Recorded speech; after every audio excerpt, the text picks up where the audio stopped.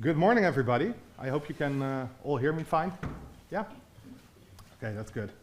I'm going to talk today about custom connectors. So, just by a show of hands, who of you already built a custom connector?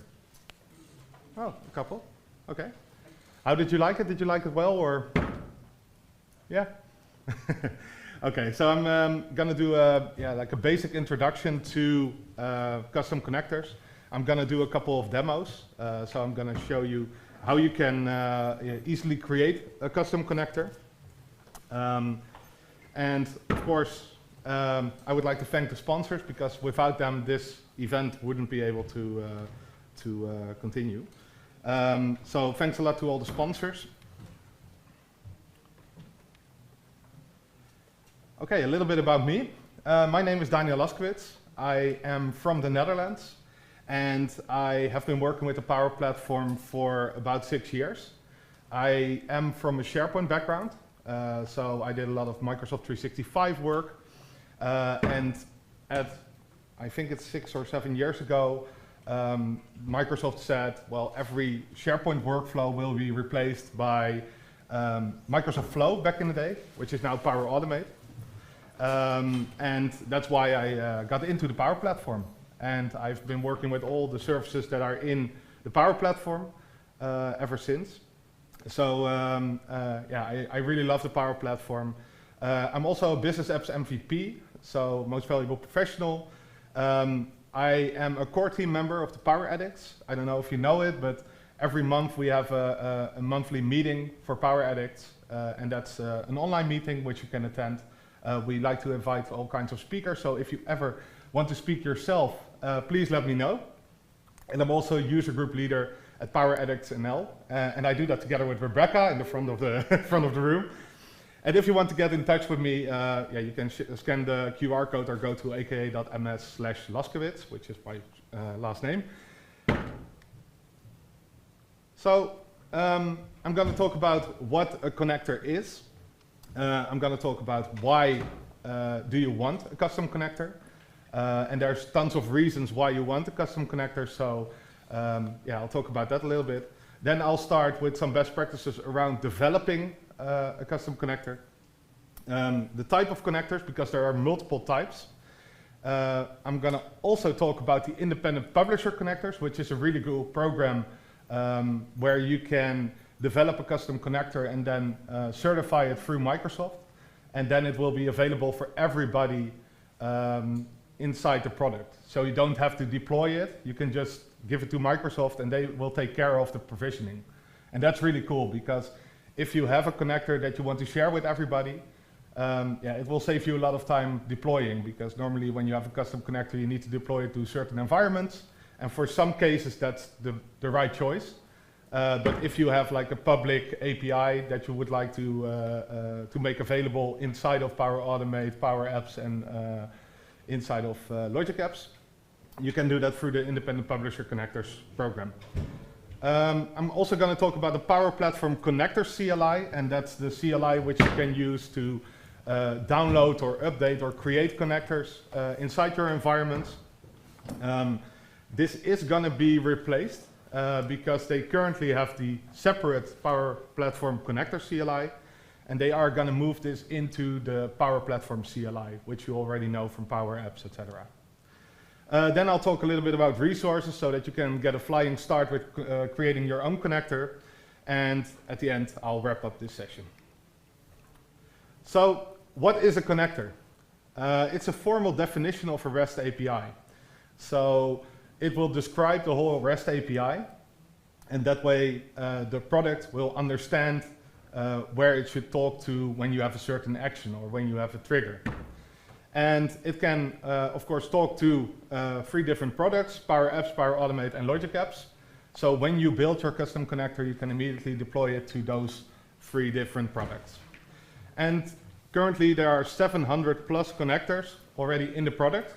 Those are also the independent publisher connectors, which gave a really big boost to the amount of connectors. But to show you a little bit about it, when I started with Power Automate or Microsoft Flow, they only had 12. So they have gone a long way. So why do you want a custom connector? The obvious one is, of course, the first one. If there is no connector for a service and you would like to have that, that's when you want to create a custom connector. But also, the second one is really important, and that's the one I think I have been using that the most, is when there's a connector and it doesn't do exactly what you want. So, for instance, you have the Microsoft Teams connector, and one of the actions that I always wanted was create a team. It's now available in product, but it was not available for like 3 years or something. And I always created a custom connector for that to create a team, for instance. And those kinds of scenarios, that's also one of the reasons why you want to have a custom connector. Yeah, custom connectors are really simple to build, so you can relatively easy create a custom connector, and you don't have to do a lot of coding, but maintaining is something that can be a challenge. So, for instance, imagine that there are some operations inside of an API, and they get deprecated. How are you going to handle that? And how are you going to do versioning? Those kinds of things are not really simple. So that's something that you should be aware of. You can build custom connectors by using the wizard, a Postman collection. Yeah, we can do that again. It used to be that the Postman collection was only possible for version 1, and Postman deprecated the version 1. So you had to download an old version of Postman to create a custom connector by using a Postman collection. But they improved that, and now you can also use the V2 version of the Postman collection. And of course, you can also start from scratch. So if you want to use Visual Studio or Notepad, I won't advise that, but you can do that. And of course, custom connectors can be shared, packaged, and certified via GitHub. So even if you have your own service, so imagine I could be a developer at Spotify and I would like to create a custom connector for that service, or a connector and certify it. I can do that, and then I can ask Microsoft, can you please certify this and add it to your service? So that's also possible. So about developing a connector, there are a couple of steps.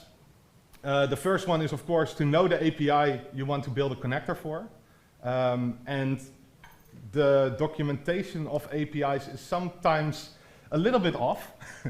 So I've seen APIs that were really, really good with documentation, but I've seen a bunch of them that were really, really bad at documentation. And then it's a lot harder to actually know exactly what the API, what the API looks like. Then you need to start in one of the products. So you can start from Power Apps, Power Automate, or Logic Apps. You need to set up the authentication. So if it's anonymous authentication, for instance, or maybe you want to use OAuth 2, those kinds of things you can do as well. After that, you can define all the different operations. So for instance, with the Teams connector, what I was talking about, you can just add another operation, and that could be, for instance, create a team. So those kinds of things you need to do then. And at the end, not really a bad thing, you need to save your connector, of course, because otherwise you won't be able to see it inside of the product. And you need to test it all the way. And testing your connector, you need to be really precise about that, because you have, in the custom connector wizard, you have the experience of testing, but that's a different way of testing than when you use it in Power Apps or Power Automate. Because in Power Automate, for instance, you have the dynamic content boxes at the side. And sometimes if you test it inside of the custom connector wizard, those will show up, but they won't show up in the dynamic content inside of Power Automate. So you really need to be aware of that as well.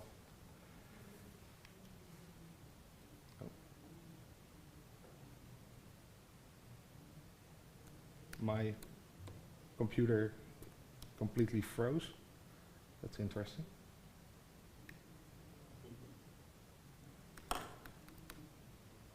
Oh man.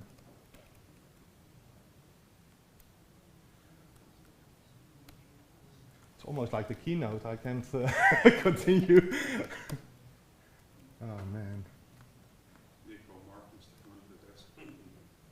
Oh, this works. For some reason it didn't work well. So the first step is read or know the API. Look at the documentation, of course. This one is from the Spotify API, and it shows you everything about the get album operation. And the Spotify API is a really good example of great documentation, because they also documented all the different objects that are in the API. So for instance, if you do the operation get album, you'll get all kinds of objects back. So you get an album, you get songs, you get artists, you get all kinds of things in there. And they documented that really well. So that's really a good example of it. But always look at those documentation parts. And when you start in one of the products, you have a couple of options. You can create from blank, so you can just start from scratch and go through the wizard. You can start from an Azure service, for instance, so that could be a Logic app or something like that. You can start with an Open API file, so if you already have an Open API file or a Swagger file, you can already just upload that file, and then it will already import the custom connector. You only have to add certain properties in there. There's also the possibility to open an Open API file from a URL. So if you have a URL on GitHub or something, you can use that as well. The Postman collection, which I already talked about, and GitHub. So Microsoft has their own repository for custom connectors. And in there are a couple of connectors there, and you can really easily import that from GitHub through that option. So when you select new custom connector and then GitHub, you can just select from those connectors.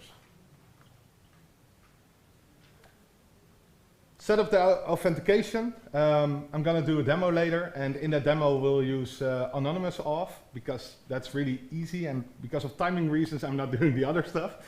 But you can use a lot of other types of authentication as well. So you can use basic, for instance, so username, password. You can use an API key. You can use OAuth 2. And you can even use Windows when you have, for instance, the on-prem data gateway. When you want to define the operations from your connector, you can easily import the request. So when you click import, then you can just enter the URL, so the endpoint, and then you can also use samples to generate all the dynamic content fields that you want to use later on. You can use actions, triggers, policy templates, and even C# code, which is a new update that they did a couple months back. And that can also help you with changing the object or something like that. And then, of course, you need to save and test your connector. So when you save it, then you can start testing in the wizard, but also inside of the product. You can also use the Power Platform's connector CLI to deploy it from your machine. So if you already have a custom connector, you can do that as well. There's also the possibility to use the same CLI to download from your environment. So if you use the wizard and then you want to save it to your local machine and you want to put it on GitHub or something, you can use that with the Power Platform connector CLI as well. So without further ado, let's start with the demo. And I'm going to go to the amazing website chucknorris.io. It's a website where you can get a Chuck Norris fact. And they have a couple of operations. They have an operation for getting a random joke, for instance, and you can see that the response of that will include an icon URL, an ID, a URL, and a value. So in here you can see that the value contains the Chuck Norris joke in here. And then if you move on, there's also an operation to retrieve a random Chuck Norris joke from a given category. And that's the one that we are going to use later on. Because that way you can easily specify a category and you can get a random joke from that category. Another one that we are going to use is retrieve a list of available categories. Because of course we need to know the categories before we can use that. And I don't know if you know that, but if you are in Power Automate, for instance, the Teams connector, another example again, You have the drop-down lists for a team and for a channel, for instance. Those kinds of things, they are underwater, they are also in operation in the connector. So what it does, it kind of triggers that operation at the moment that you use the drop-down. And that way it will get all the teams and all the channels of a team, etc. And we are going to use the same thing for the categories, because of course, if we want to add the categories, I don't like to have just a simple input box and people should type it, because then we also get a lot of errors, etc., or they use the wrong categories. And I want to have a drop-down box where you can just use that.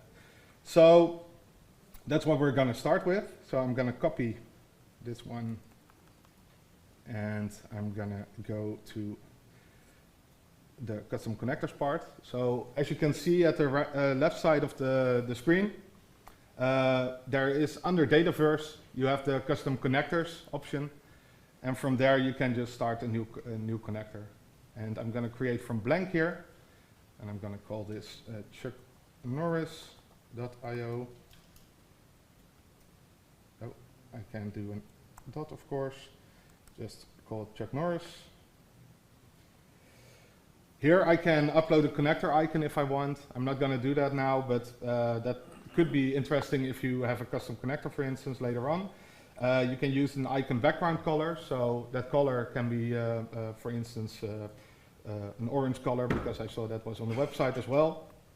You can add a description for your custom connector, and that will show up in certain places as well when you have like the drop down of all the connectors in there. Then you'll see also what the description is.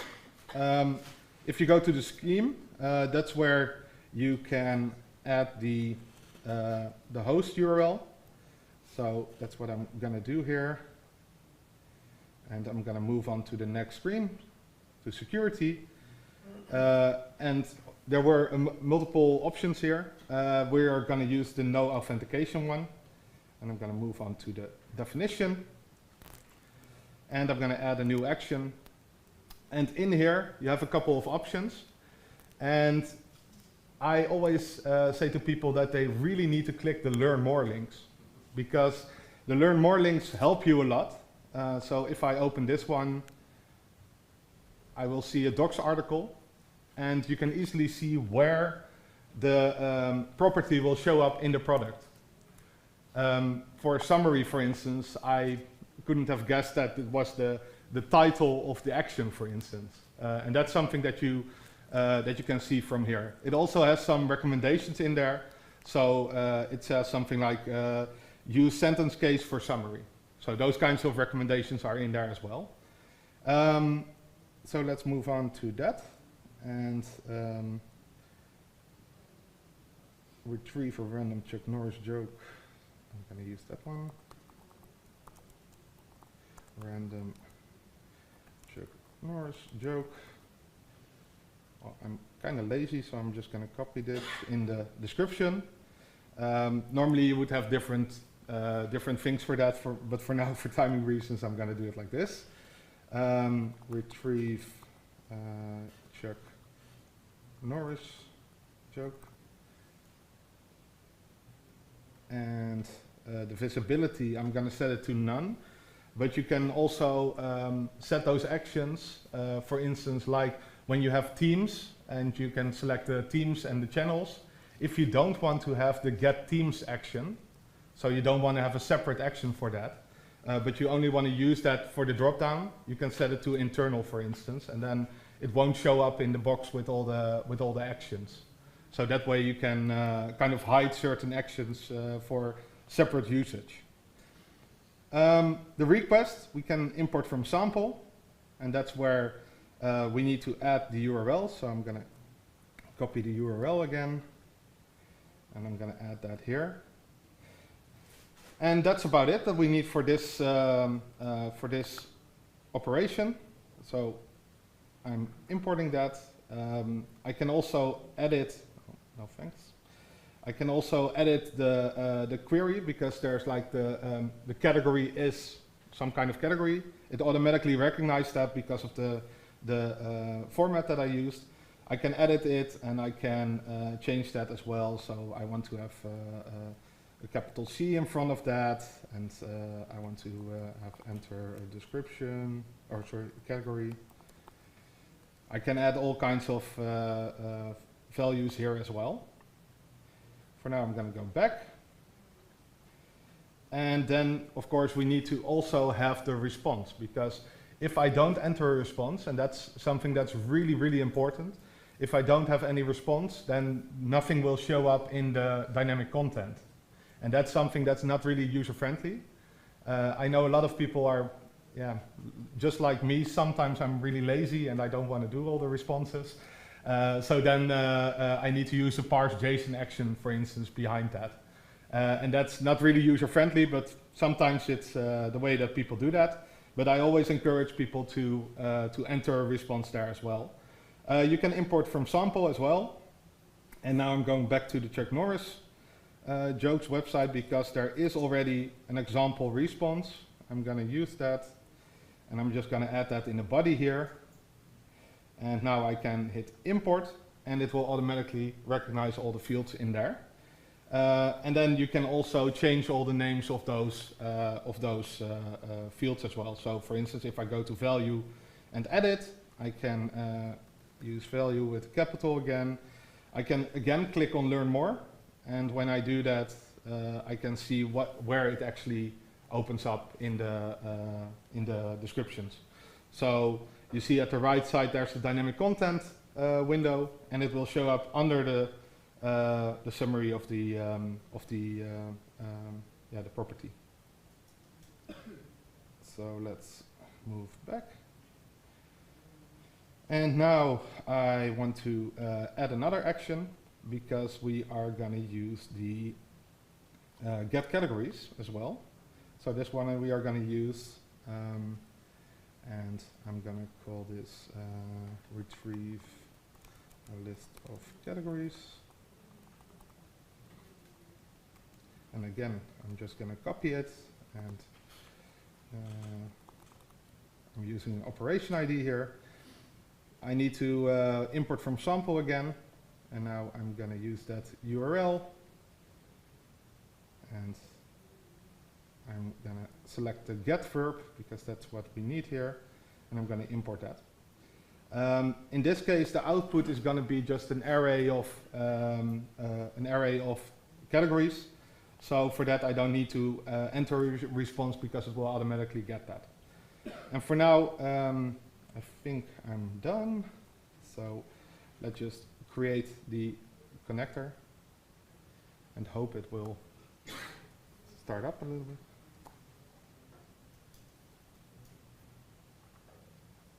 This shouldn't take long. There we go. It has been created, and I can move on. There is a part called code, but I'm not going to use that in here, but that's where you can use the C# code if you want to. I'm moving to test here. I always need to create a connection first, even when it's anonymous. So it kind of feels a bit weird, but that connection is just something that the platform needs for a custom connector. So I'm going to add that one. And of course it switches to the connections part. I'm going to edit again, move to the test part, and it will show the connection in there. And what I can do here is, for instance, the get categories part, I can test the operation, and if all goes well, we will see all the categories here. Can you see it also in the back, by the way? Yeah. So for instance, I can select animal. That's one of the categories. I can go to retrieve a Chuck Norris joke, and I can enter animal in there, and I can test the operation, and it will give me a joke back about animals. When Chuck Norris stands in front of a mirror, the mirror breaks because the mirror knows not to stand between Chuck Norris and Chuck Norris. Is that animal?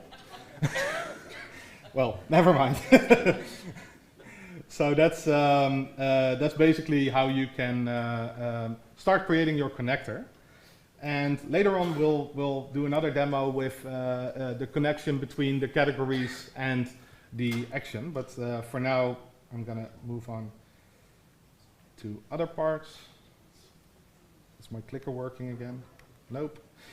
So there we go. Yeah, there's multiple types of connectors.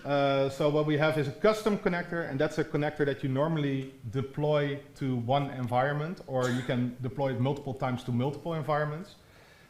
Typically, the API availability is public or private. The service owner is the connector developer or someone else. So if you are not an employee of Spotify or ChuckNorris.io, you can still create a custom connector for that. The audience is always internal consumption, so it's always internal because only the people who are in that environment where you deploy the connector, they have access to that.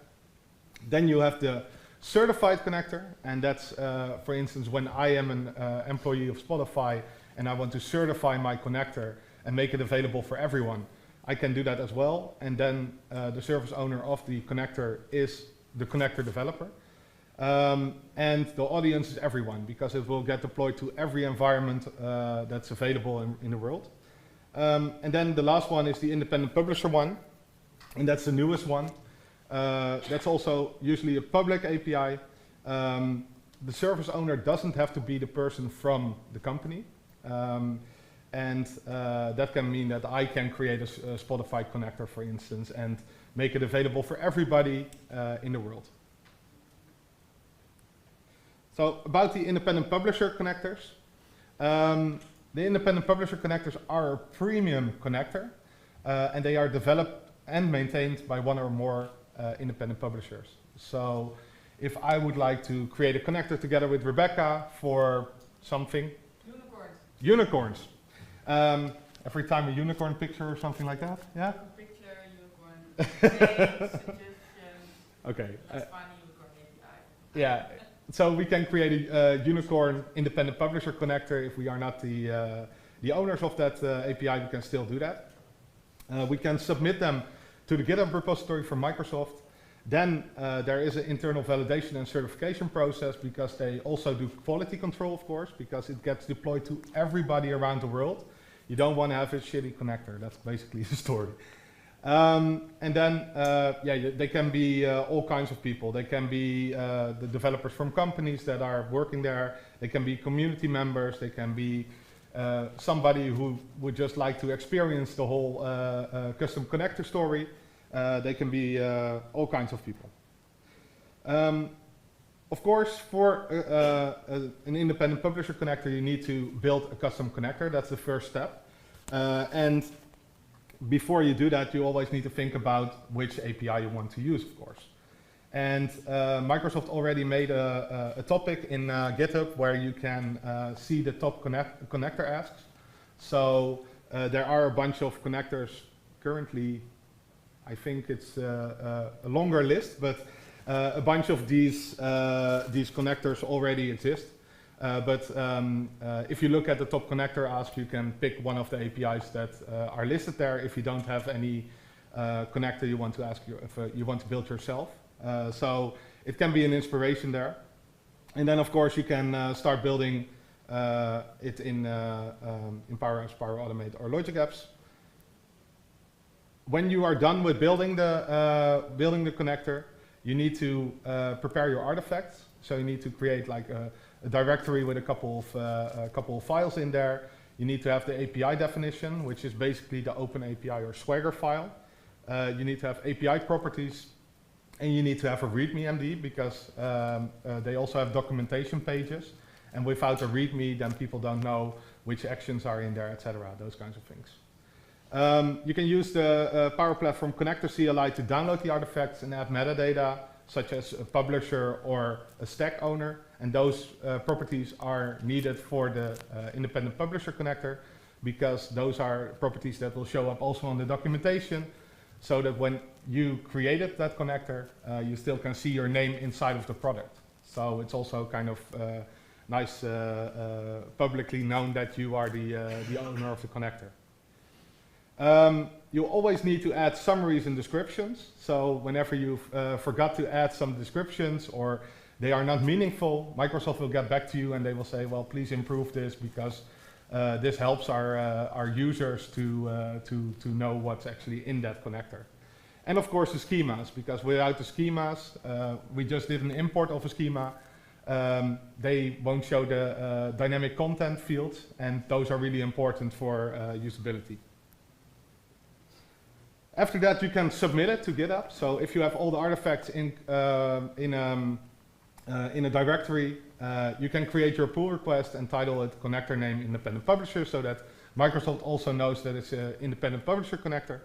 Then you need to, of course, show that the connector is really working. So you need to have like a test part where you can see green check marks that they all passed, because otherwise they will not let your connector go through.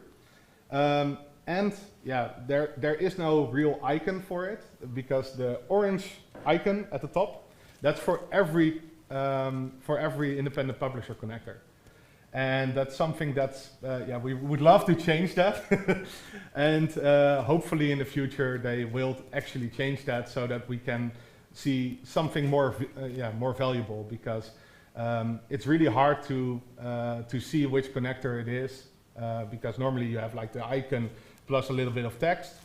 Yeah, we would love to see a logo there, because that way you can easily select it and see it more, yeah, see quicker what connector that is. Yeah, there's also a Swagger validator. So if you have done the PR, the pull request, then there is like all kinds of checks where they will validate your Swagger, and if that's passed, then they will go on and yeah, go on with the process. Of course, when you have done your PR, almost everybody gets some comments. So you always need to be aware of all the comments that you get, and you need to improve the connector with those comments. And then, yeah, this can take a very long time. It takes at least 2 weeks, but I've seen certain scenarios where it would take like 1 to 2 months. So you need to be patient, because yeah, there were a lot of connectors submitted already, and they only have a certain amount of people working on it. So yeah, they can't yeah, have a lot of people working on that. It also costs money, of course, so that's why it takes a little while. And then there are Github labels on your pull request. So it always gives you a label like validation phase, certification phase, or deployment phase. When it's in the deployment phase, it will take around a week or 2 weeks until you can see the connector inside of the product. So whenever they add the label deployment phase, almost 2 weeks later, you will see the connector in the product. Yeah, and then after you did the PR and it got approved, you can also do updates. So whenever it's already out there, make sure to do another PR, and then you can update the connector with more actions, more triggers, etc. if you want. And then you can show it off, and that's also really cool. The first time I created an independent publisher connector, I was really surprised by all the things that I was able to do, because of course I could have checked out my connector in the product. That was already a really cool thing, because I built a connector and it's available for everyone. That's really nice. But they also said to me, well, we would love for you to present it at a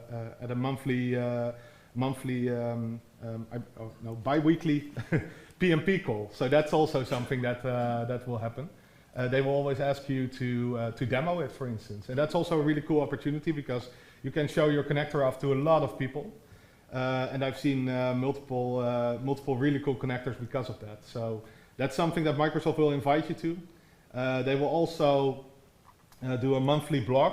And I believe yesterday there was another one that got posted. And there were 15 new connectors or something. And then they will give you credits for building that connector. So your name will be on the blog as well. And that's also really cool.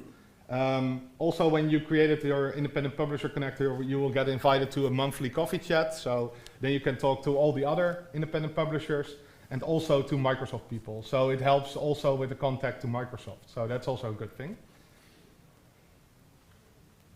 Then the Power Platform Connector CLI. yeah, that's something that you can can use to do the ALM story a little bit better, because the ALM story for custom connectors hasn't been the best story so far, but they created the Power Platform Connector CLI to make it better. And you have a couple of commands you can use. You can do PACon login, you can do PACon download, create, update, and validate. Update is an interesting story because when you use PACon update, you would expect that when you run that, then it says succeeded or updated, and then 2 minutes later you can just use Power Automate, for instance, and see the improved connector. But sometimes it doesn't work like that. Because there's like a certain process where it needs to save the connector first on your environment, and then it deploys it also to API management in the background. And sometimes that doesn't work really well, the sync, so it can take up to a day until it is really updated. So that's why you should be aware of that. I have a workaround for that, so I hope nobody from Microsoft is in the room. But you can change the name of the connector with a different name and then deploy it again, and then it will be updated immediately. So when you are developing your connector, that's really easy, because for me, for instance, it's really annoying when I have to wait a day to see some changes in the connector. So with that, we're gonna move to the download and update a connector. And let me just copy this part, and I'll move to the Windows terminal. So what you can do is PACon login, of course. I already did this before my session, but probably need to authenticate again. Oh, sorry, again. Okay, so let's open it up. You can enter a code here. Click next, and then select your account. Hit continue, and then you are signed into the connector CLI. So you can see login successful, and from there on I can use caps PACon download, and I can add some other properties in there. But for now, I'm going to just use PACon download. And it will prompt me to select an environment. So I have all kinds of environments here. For this time we are going to use 7, which is community demos. And then it will get all the custom connectors that are inside of that environment. And I only have 2. So I have Chuck Norris and What Does Trump Think? That's maybe for a later demo. And when I select that Chuck Norris one, it will automatically download it to your machine. And if I go to Visual Studio Code, I already opened the directory there, and I can see that my whole definition is in here. Also the API properties, which I can see here. So from here on, we can just edit some values in here, also from your machine in Visual Studio Code. We can see that all the different things are in here, so I can see the retrieve a random Chuck Norris joke, that's one of the operations, and of course we have the get categories operation also in here.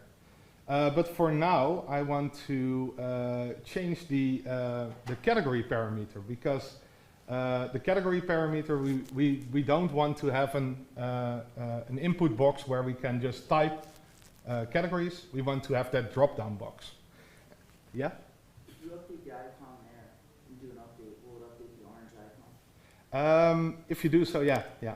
So you need to, I think it's in the API properties.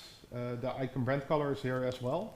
So that's like the color that you can select at the start. And it will also update the icon.png. So let's move on, and I think I already had the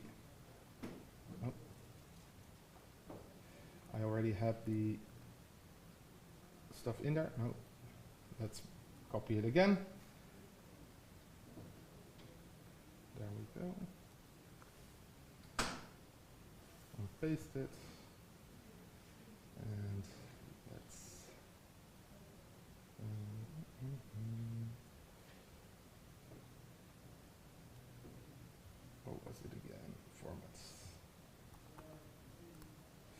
So here we are.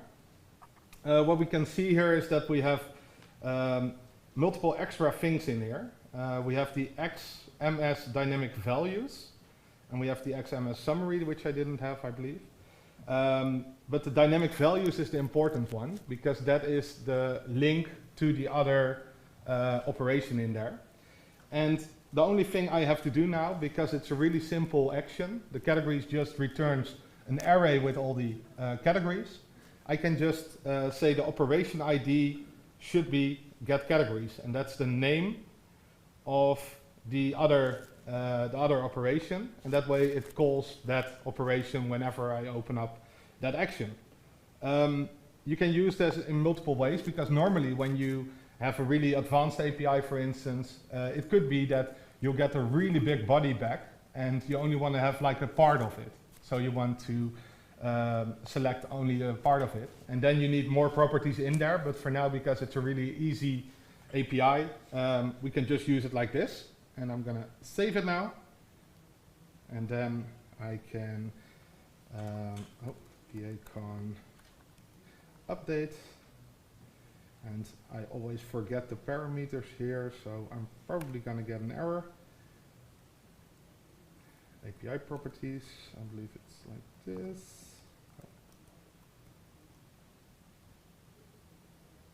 And then I'll probably get another error. API definition.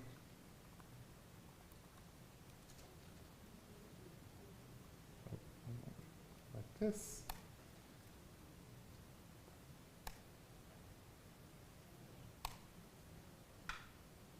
And now it will update, I hope. Let's hope it doesn't take a day. There it is, it updated successfully. And let's move back here. For this, I'm gonna go to flows, because I want to show it in flow. I'm gonna use an instant cloud flow. Call it Chuck Norris IO. Select the manually trigger a flow. Hit create. And when I hit new step, I can go to custom, and I can select Chuck Norris. And when I open up to retrieve a random Chuck Norris joke, we have the category field here, and you have to drop down here, and it will show all the different categories in here. And now I can say, for instance, food, and save it, and test it.